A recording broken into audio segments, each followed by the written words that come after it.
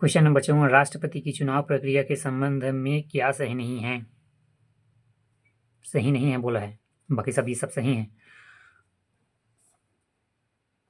राष्ट्रपति के चुनाव की प्रक्रिया का प्रावधान भारतीय संविधान के अनुच्छेद 55 में निहित है। सही किसी उम्मीदवार को नामांकन दाखिल करने के लिए 50 प्रस्ताव और 50 समर्थकों का हस्ताक्षरित सूची जमा करनी होती है। सही विधेयकों की वोटों का मूल्य अलग अलग राज्यों की जनसंख्या के आधार पर किया जाता है, जो कि 1971 की जनगणना के आंकड़ों पर आधारित है। सही व्याख्या राष्ट्रपति की चुनाव प्रक्रिया का प्रावधान अनुच्छेद 55 में निहित है। राष्ट्रपति के चुनाव के लिए न्यूनतम 50 प्रस्तावक एवं 50 अनुमोदन होने चाहिए। प्रत्येक उम्मीदवार भारतीय रिजर्व बैंक की 50,000 रुपये जमानत राशि के रूप में जमा करेगा। राष्ट्रपति का निर्वाचन अनुपातिक प्रतिनिधित्व के अनुसार एकल संक्रमणीय मत एवं गुप्त मतदान द्वारा होता है। विधायकों की वोटों का मूल्य अलग अलग राज्यों की जनसंख्या के आधार पर किया जाता है, जो कि 1971 की जनगणना के आधार पर आधारित है। विधायक का मत मूल्य राज्य की कुल जनसंख्या, राज्य विधान के निर्वाचन कुल सदस्य 1/100 सांसद का मत मूल्य बराबर सभी राज्यों के विधायकों के मतों का कुल मूल्य एवं संसद के निर्वाचित सदस्यों की कुल सदस्यता। क्वेश्चन नंबर यहाँ पर आए थे अब क्वेश्चन नंबर 57 सही जोड़ी उत्तर पश्चिमी हिमालय शिवालिक श्रेणी हिमालय और उत्तराखंड हिमालय जास्कर दार्जिलिंग और सिक्किम लेप्चा जनजाति अरुणाचल हिमाचल नमचा बरबा। उत्तर पश्चिम हिमालय शिवालिक श्रेणी हिमालय और उत्तराखंड हिमालय जास्कर श्रेणी दार्जिलिंग और सिक्किम हिमालय लेप्चा जनजाति अरुणाचल हिमाचल नमचा बरखा। क्वेश्चन नंबर 58 जेट प्रवाह के संबंध में क्या सही है? पहला, जेट प्रवाह तिब्बत के समानांतर हिमालय के उत्तर एशिया महाद्वीप पर चलती है। सही। दूसरा, तिब्बत उच्च भूमि जेट प्रवाह के उत्तर एवं दक्षिणी शाखाओं में विभाजित करती हैं। सही। ये गलत है। जेट प्रवाह की उत्तरी शाखा भारत के जोड़े में महत्वपूर्ण भूमिका निभाती है। गलत।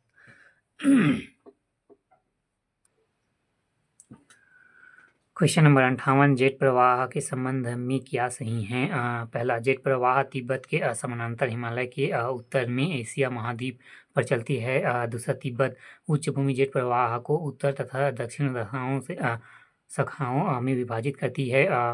ये गलत है। व्याख्या जेट स्ट्रीम ऊपरी वायुमंडल 9 से 18 किलोमीटर बीच की अति तीव्र गति से चलने वाली वायु प्रवाह होती है। भारत में आने वाले दक्षिण पश्चिम मानसून का संबंध पूर्वी जेट स्ट्रीम से है।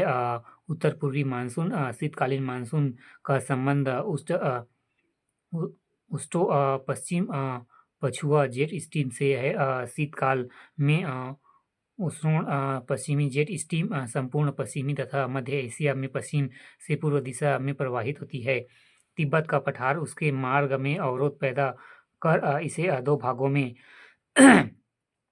बांट देता है। एक शाखा पठार के उत्तर के उसके समानांतर बहने लगती है। दूसरी दक्षिणी शाखा हिमालय के दक्षिणी में पूर्वी की ओर अग्रसित होती है। पश्चिमी विमोक्ष जो भारतीय उपमहाद्वीप में जोड़े में आती है, इसी जेट पवन द्वारा लाई जाती है। रात के तापमान में वृद्धि होती है, जो इन विपक्षों के आने का सूचक होता है। पश्चिमी जेट स्ट्रीम ठंडी हवा का स्तंभ होता है और जो सतह पर हवाओं को ढकेलता है और इससे सतह पर उच्च भार का निर्माण होता है। इस उच्च भार को शुष्क हवाएं बंगाल की खाड़ी की ओर प्रभावित होती है। इन हवाओं के द्वारा ही ठंड के दिनों में उत्तर प्रदेश एवं बिहार में शीत लहर आती है। क्वेश्चन नंबर 59 प्रायद्वीप पठार के संबंध में क्या सही नहीं है?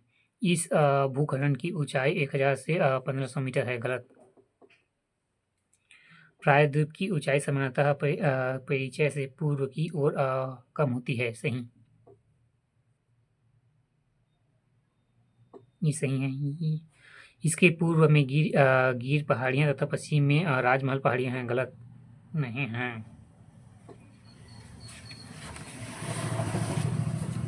व्याख्या